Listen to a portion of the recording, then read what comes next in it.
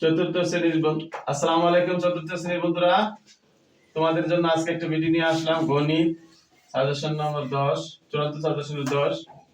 নিচে 15 জন শিক্ষার্থীর ইংরেজি প্রাপ্ত নম্বর দেওয়া হলো 62, 70, 67 এরকম ভাবে কতগুলো 15টা সংখ্যা দেওয়া আছে।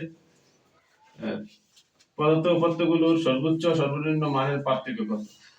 উপাত্তের সংখ্যাগুলোর বড় থেকে ছোট অনুসারে সাজা। সংখ্যাগুলোকে বড় থেকে ছোট অনুসারে সাজা।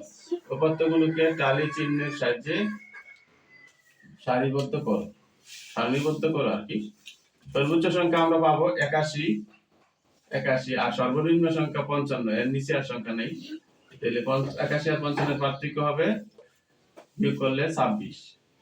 বড় থেকে ছোট বলছে, উপাত্তগুলোকে বড় থেকে ছোট অনুসারে সাজাও। তাহলে 81 থেকে শুরু করে 81 একটা, 74 তিনটা, 70 একটা, 67 তিনটা, 62 তিনটা, 59 একটা, 57 একটা, 55 দুইটা, এভাবে সাজালাম।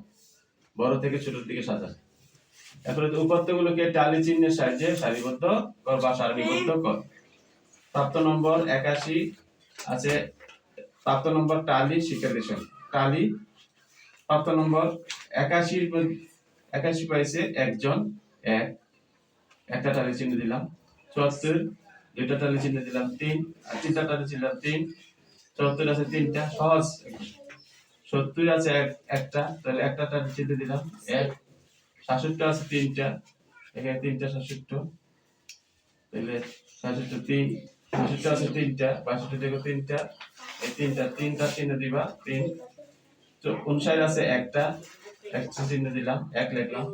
67 আছে একটা, 57 আছে একটা টালি চিহ্ন দিয়ে 1 লিখবো। 55 আছে দুইটা, দুইটা টালি ছিল 2, দুইজন, মোট 55টা। আশা করি বুঝতে পেরেছো। ভিডিওটা শেয়ার করে দিবে এবং বন্ধুদের মধ্যে শেয়ার করে, যারা সাবস্ক্রাইব করেনি এখন সাবস্ক্রাইব করে দিবে।